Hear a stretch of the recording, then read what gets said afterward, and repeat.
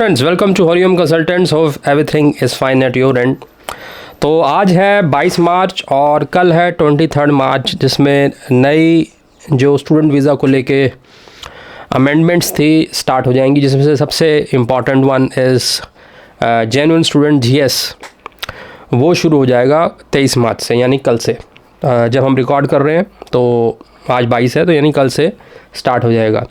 इससे रिलेटेड एक media release आई थी ऑस्ट्रेलियन गवर्नमेंट की तरफ से, तो उसको लेकर काफ़ी हमारे पास क्वेश्चनिंग हुई है। तो उस पर क्लैरिटी के लिए हम पहले ये वीडियो बना रहे हैं। ख़ासकर विजिटर टू स्टडी वीज़ा को लेकर, नो फर्दर स्टे की कंडीशन को लेकर काफ़ी गलत वीडियो भी बनाए जा रहे हैं, क्योंकि तो द लैंग्वेज जो है ना, उसको बड़ा तोड़ मोड़ के आगे फिर कई अलग तरह से मिस रिप्रेजेंट किया जा रहा है। तो उससे एक ना मिस इन्फॉर्मेशन और एक कंडीशन इस तरह की क्रिएट होती है जिससे ना घबराता है आदमी। तो दैट इज़ वेरी रॉन्ग। आपको रिलैक्स्ड रहना चाहिए, फोकस्ड रहना चाहिए।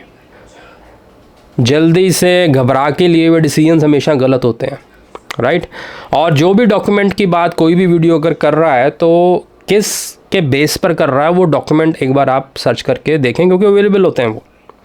अब ये जो गवर्नमेंट का डॉक्यूमेंट है, ये हमारे पास भी अवेलेबल, आपके पास भी अवेलेबल, आप जस्ट सर्च कीजिए। तो उसमें कुछ पॉइंट्स थे, वो मैं अब आपको क्लैरिटी देने वाला हूँ, जिसकी वजह से कन्फ्यूजन आपका दूर होगा। कल 21 मार्च को ये रिलीज़ हुआ है, जिसकी हेडिंग थी, मीडिया रिलीज़ है ये बेसिकली। और एक चीज़ आपको क्लैरिटी हम यहाँ पर सबसे पहले तो ये देते हैं कि जब भी कोई रूलिंग चेंज होती है तो वो एम्बेसी में हाईलाइट होती है, मतलब उनकी वेबसाइट पर either in the form of PDF या किसी भी तरह उनकी वेबसाइट पे अपलोड की जाती है, ताकि एवरीबडी कैन स्टडी दैट। अब सबसे क्लैरिटी वाला पॉइंट तो ये है, ये इससे रिलेटेड जो ये पॉइंट अभी हम डिस्कस करने वाले हैं, खासकर विजिटर टू स्टडी वीज़ा और नो फर्दर स्टे, इससे रिलेटेड कोई भी इंफॉर्मेशन एट प्रेजेंट अभी उस पर उनकी एम्बेसी के जो नई पॉलिसी है उसमें नहीं है कि हम ये बंद हो रहा है या ऐसा कुछ भी नहीं है। दीज आर ऑल अफवाहें टू क्रिएट नेगेटिविटी और जस्ट फॉर व्यूज़, ठीक है। तो हम आपको क्लैरिटी दे रहे हैं। तो जो मीडिया रिलीज़ आई थी उसको पहले हम क्लियर करते हैं आपको क्या उन्होंने लिखा था। तो बेसिकली उन्होंने 3 पॉइंट्स हैं, इसमें कुछ पॉइंट्स ऑलरेडी हमने डिस्कस किए हुए हैं जो माइग्रेशन पॉलिसी के अंदर थे, कि आपका जो लैंग्वेज का स्कोर है 6 से 6.5 हो जाएगा, 5.5 से 6 हो जाएगा। जहाँ पर रिक्वायरमेंट 5.5 की थी वहाँ 6 रिक्वायर्ड हो जाएगा बैंड का। जहाँ पर आपको 6 की रिक्वायरमेंट थी वो 6.5 हो जाएगा। तो ये हम ऑलरेडी डिस्कस कर चुके हैं, and all these information is there in the migration policy, ये हमने डिस्कस किया है। तो ये इन्होंने कहा कि हम 23 मार्च से स्टार्ट कर देंगे। ओके, इसमें कोई आपको कन्फ्यूजन वाली बात नहीं है, ठीक है। और दूसरा मेजर चेंज था कि जेन्युइन स्टूडेंट टेस्ट होगा, जीएसटी स्टार्ट हो जाएगा। अब वो उसके ऊपर एक डिटेल वीडियो हमारा आने वाला है, ठीक है, जिसमें आपको बताएंगे कैसे कैसे कुछ उन्होंने काफ़ी इन्फॉर्मेशन दे दी, क्या क्या पूछा जाएगा। और यहाँ पर भी मैं आपको एक क्लैरिटी देता हूँ, जो ऑन शोर वीज़ा का बात पूछ रहे हैं, कि ये जो जीएसटी की इन्फॉर्मेशन है इसके अंदर भी उन्होंने लिखा हुआ है कि उनका क्राइटेरिया पूछने का क्या क्या होगा, और जो ऑन शोर अप्लाई करेंगे स्टडी वीज़ा का, उनका जीएस कुछ अलग तरह से होगा, कुछ अलग तरह की क्वेश्चनिंग वहाँ पर होगी। जब ये एम्बेसी पर आया हुआ है तो how can you say that कि ऑन शोर स्टडी वीज़ा नहीं मिलेगा, राइट। तो ये अगर आप चेक करना चाहते हैं, आप जीएस की जो इन्फॉर्मेशन अभी अपलोड हो चुकी है ऑस्ट्रेलियन वेबसाइट पे, यू कैन चेक दैट। उन्होंने क्राइटेरिया बताया, हम भी इस पे वीडियो बनाएंगे कि जीएस में क्या क्या पूछा जाएगा। तो ऑफशोर के लिए जो क्वेश्चनिंग है और जो ऑन शोर के लिए क्वेश्चनिंग है, दोनों में थोड़ा बहुत काफ़ी फ़र्क है। कुछ कॉमन पॉइंट्स हैं, बाकी ऑन शोर ऑफ शोर में काफ़ी डिफरेंस होता है सर्कमस्टांसिस का। तो उसके हिसाब से उन्होंने जीएस प्लान किया है कि जो ऑन शोर करेगा उसका क्या जीएस होगा, क्या क्या पूछा जाएगा, और जो ऑफ शोर कर रहा है उसका क्या पूछा जाएगा। तो दिस इज़ अनदर एविडेंस कि ऐसा कुछ भी नहीं है कि आपको विजिटर पे स्टडी नहीं मिलेगा। सो ये एक इनडायरेक्ट एविडेंस है। अब जो ये अफवाह जिसको लेके उड़ रही है, उसके हम तीसरे पॉइंट पे आते हैं।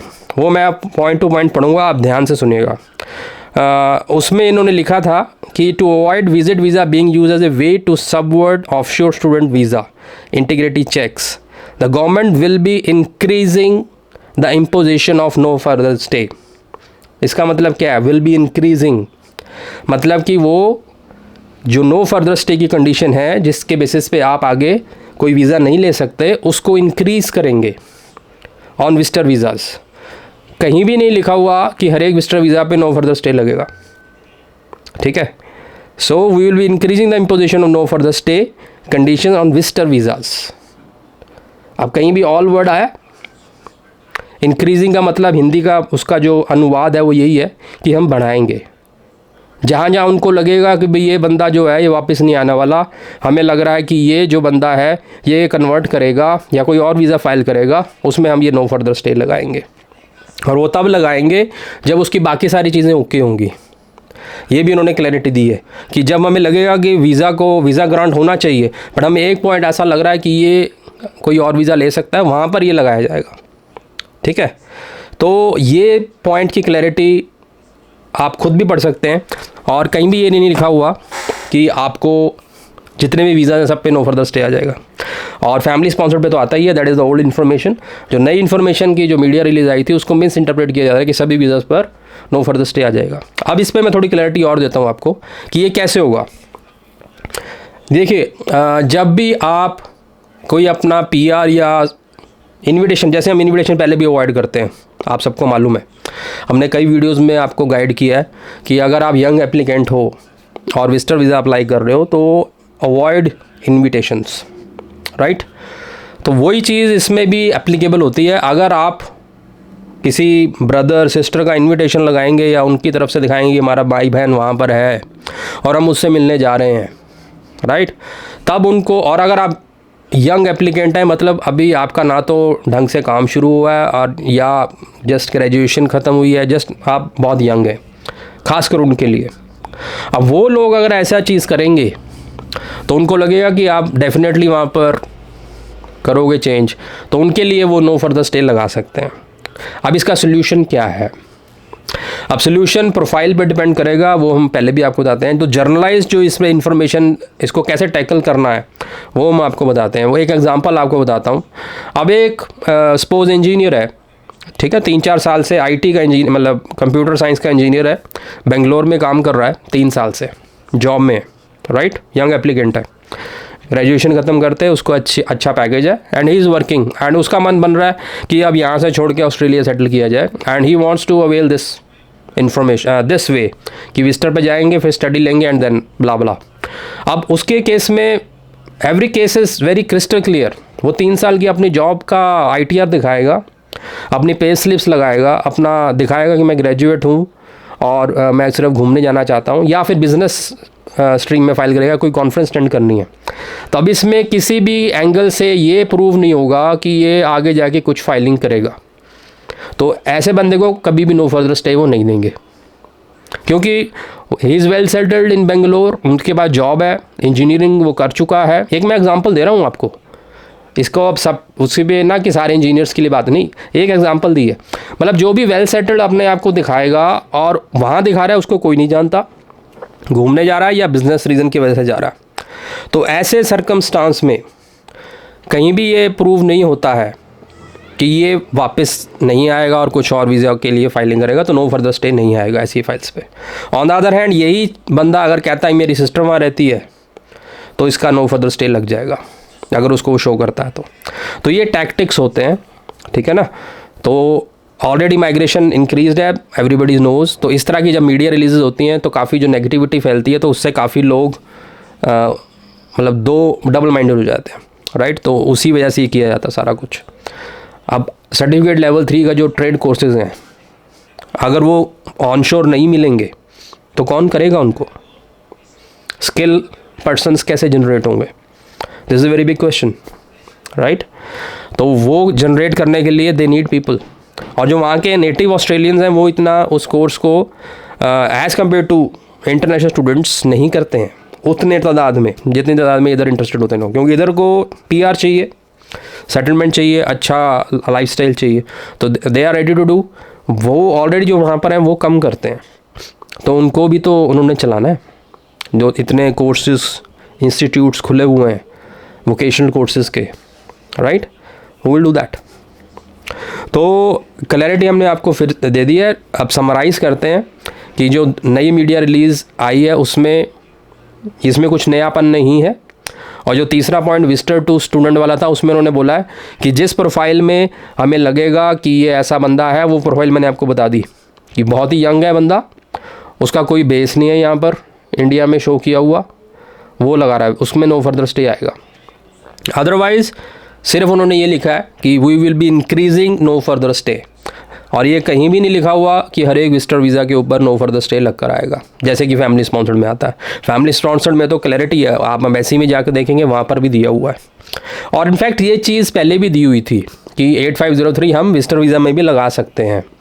अगर आप 8503 का जाके वहाँ चैप्टर देखेंगे ऑस्ट्रेलियन वेबसाइट पे होम अफेयर्स की, उसमें आपको 8503 से रिलेटेड सारी इन्फॉर्मेशन मिलेगी। उसमें इन्होंने क्लियरली लिखा हुआ है कि फैमिली स्पॉन्सर्ड वीज़ा में तो देना ही देना है, ये सब क्लास 600 विजिटर या टूरिस्ट में on the basis of profile हम देंगे, राइट, जो कि अभी तक इतना नहीं आता था, हार्डली वी हैव सीन। और अब जैसे ये अपडेट आया तो इसके बाद हो सकता है कुछ एक्सट्रीमली यंग प्रोफाइल्स में ये आए, राइट। और थर्ड उसमें उन्होंने दिया हुआ है एक, वो आपके ऊपर एप्लीकेबल नहीं होता, जो एक इलेक्ट्रॉनिक वीज़ा होता है, उसमें उन्होंने बोला कोई नहीं आएगा, वो डेवलप कंट्रीज़ के लिए, तो उसको हम डिस्कस नहीं करते हैं। तो overall summary of this video is that don't follow negative people, ये मेरा एक सजेशन रहेगा जितने भी ऑडियंस इस वीडियो को देख रहे हैं, क्योंकि नेगेटिविटी देखने से आप नेगेटिव होते हो। फॉलो पॉजिटिव पीपल, और जो भी होता है अच्छे के लिए होता है, हर एक चीज़ में कोई ना कोई अपॉर्चुनिटी मिलती है। अब इसमें क्या अपॉर्चुनिटी है, इसमें अपॉर्चुनिटी आपको ये है कि अगर आप यंग एप्लीकेंट हो जिसमें आपका कुछ शो नहीं होता कि आप यहाँ वेल सेटल्ड हैं और आपको लग रहा है नो फर्दर स्टे आ जाएगा, सपोज एक एग्जांपल ले रहा हूँ, इसमें भी पॉजिटिव ढूंढना चाहिए। तो अगर आपका नो फर्दर स्टे लग के वीज़ा आ भी गया, वीज़ा तो आ गया ना, और ऑस्ट्रेलिया का वीज़ा आपको मिलना और आपने उस पर अगर ट्रैवल कर लिया, that is a very good in feature of your profile, जो आपको हेल्प करेगा आगे के जो वीज़ाज़, कई नए वीज़ा शुरू हो रहे हैं, वो भी तो उन्होंने बांटने हैं ना। 462 शुरू होने वाला है, मेट्स वीज़ा शुरू होने वाला है, ये सब वीज़ाज़ भी तो हैं।